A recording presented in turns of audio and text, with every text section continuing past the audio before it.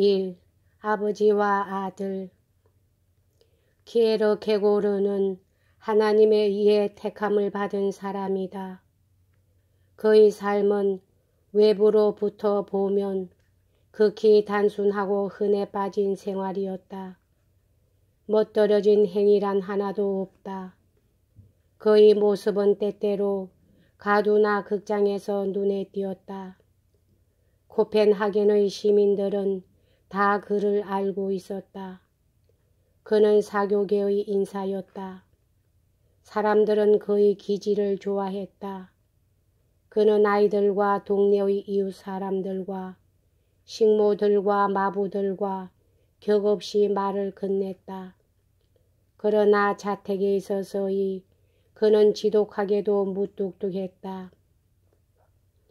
밤에 그의 집 앞을 지나가는 사람은 연달아 방에 밝은 등불이 빛나고 있음을 본다. 그리고 키에르케고르는 방에서 방으로 끊임없이 걷는다. 어느 방에나 종이와 잉크는 놓여 있었다. 이와 같이 하여 15년 동안에 그의 갖가지 저작들이 생겨난 것이다. 기분을 전환하기 위해 한 달에 몇 번이나 그는 늘 혼자서 제란드 섬의 숲속을 거닐었다. 키에르케고르는 모든 사람을 사랑했다. 어떤 인간도 소홀히 여기지 않았다. 다만 공개적인 장소를 싫어했다. 그는 공중의 장소를 그저 끌렁하고 시시한 연기의 희극으로 밖에 생각하지 않았다. 그는 공중을 피했다. 사회가 그의 최고의 것으로 믿고 있던 종교를 기만할 때에만 그는 사정없이 사회를 적대하여 싸웠다. 그의 만연은 이런 의미에서 표면에 나타난 공공적인 것이라 할 수 있을지 모른다. 이것이 그의 유일한 행동이었다. 그는 덴마크의 종교계에 대해서는 가차없이 대공격적인 팜플렛을 썼다. 그러나 이런 행위로 인해 그는 모든 정력을 다 써버렸다. 어느 날 그는 드디어 힘에 겨워 쓰러지고 말았다. 사람들의 손으로 그는 병원에 운반되었다. 그 후 오래지 않아 그는 그의 모든 친구들의 손길에서 떠나 쓸쓸하게 죽어갔다. 키에르케고르의 생애의 운명은 그의 아버지에 있다. 미카엘 페드젠 키에르케고르는 엄격하고 고지식한 그리고 국왕에 충성스럽고 하나님을 경외하는 노인이었다. 그의 부친은 가난한 가정에서 몸을 일으켜 자기 힘으로 재산을 모았다.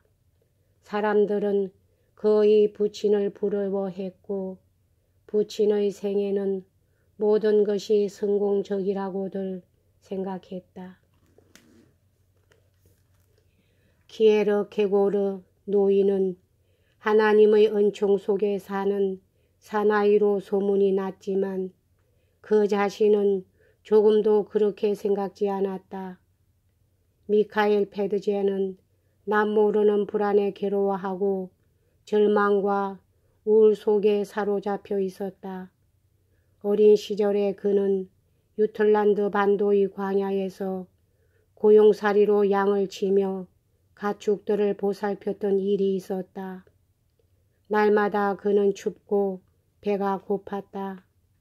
어느 날 그는 언덕에 올라가 하늘을 향해 두 손을 높이 쳐들고 하나님을 저주하였다.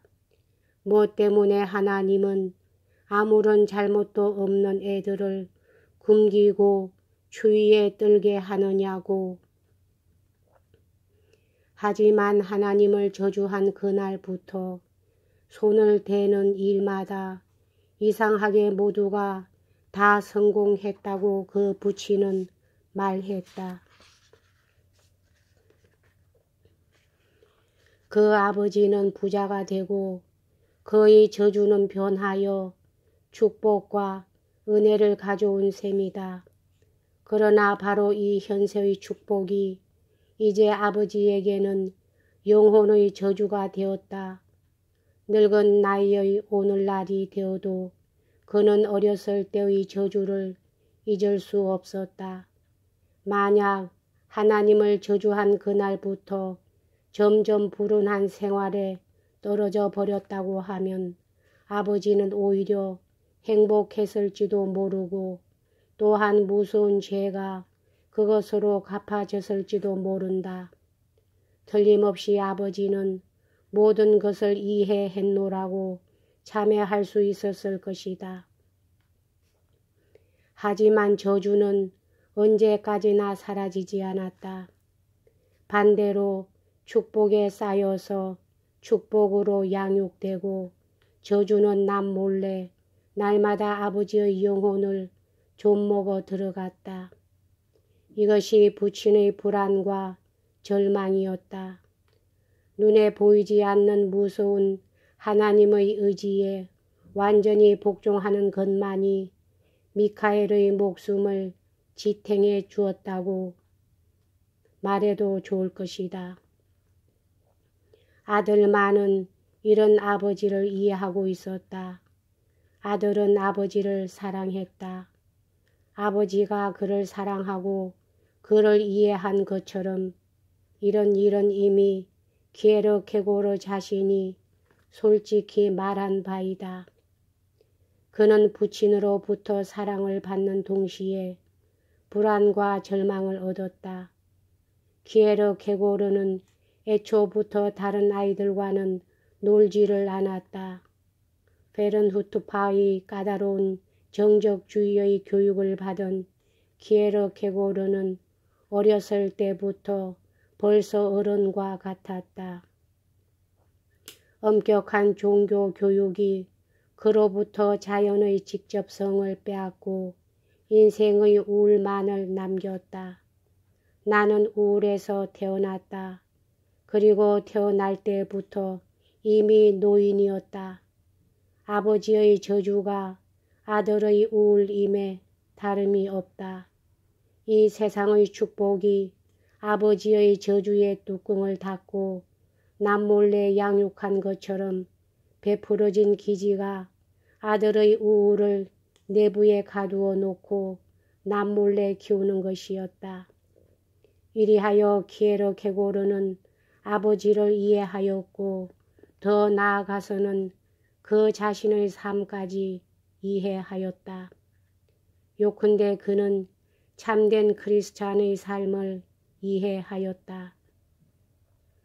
모순으로서 패러독스로서 말이다.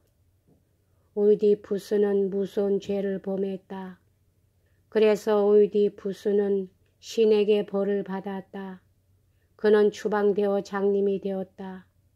그리고 사람은 오이디푸스의 불행에서 틀림없이 벌을 볼 수가 있다. 신의 형벌은 누구의 눈에도 명백하고 당연한 결과였다.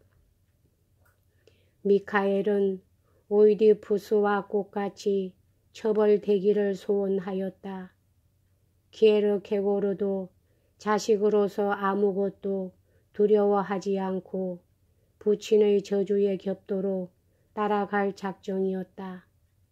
안티고네가 추방된 오이디푸스의 뒤를 쫓아 코로노스까지 갔던 것처럼 욥도 재산으로 복받은 사람이었다. 그는 마음으로부터 하나님을 두려워했다. 여호와는 욥의 신앙을 시험하기 위해 욥의 재산을 모두 빼앗았다. 욥은 가난의 구렁텅이로 전락하면서도 조금도 하나님을 의심하지 않았다. 여호와는 다시금 욥을 부자로 만드셨다. 이런 성서의 전설이 어째서 그대로 실현되지 않는가? 미카엘은 스스로 욥의 운명을 소원하고 있었다.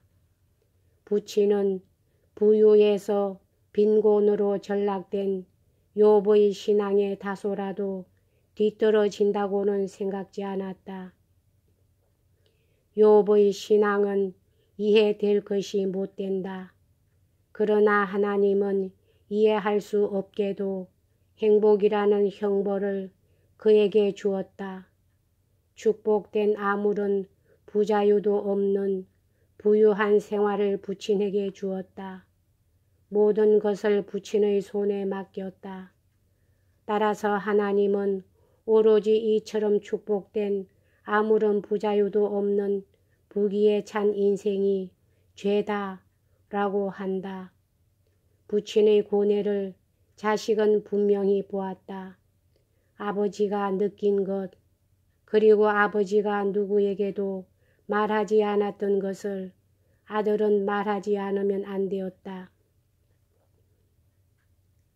아버지가 신앙에 대하여 파악한 것을 아들은 정신에 있어서 파악했다. 그것이 바로 우울이다. 정신은 전적으로 신앙 가운데 감싸여 있다. 그러기에 정신은 그 자체를 빼면 신앙을 재단할 수가 없다고 아들은 고백했다. 아이들이 어머니의 품속에서 잠자듯이 정신은 신앙 속에서 평안히 몸을 맡길 힘마저 가지지 못한다고 아들은 고백했다. 아버지가 신앙을 끄집어낸 데서 아들도 마찬가지로 정신을 끄집어내지 않으면 안 된다. 다함이 없는 우울에서 이 우울이야말로 아들이 상속한 유산이었다.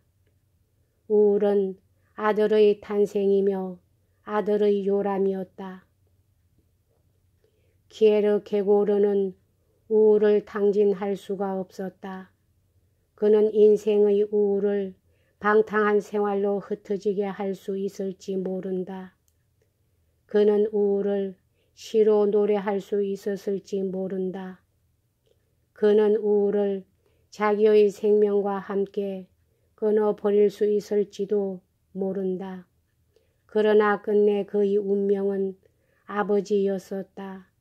아버지는 저주를 탕진하지 않았다. 하나님의 축복으로 보인 부유와 재산에 아버지는 저주를 낭비하지 않았기 때문에 그의 우울에 대한 범행은 곧장 아버지에 대한 범행을 의미하지 않을 수 없었다. 아버지는 아들 속에서 다시금 변하여 태어났다. 아들은 아버지 속에서 자기 자신의 모습을 보았다. 여기까지 하겠습니다.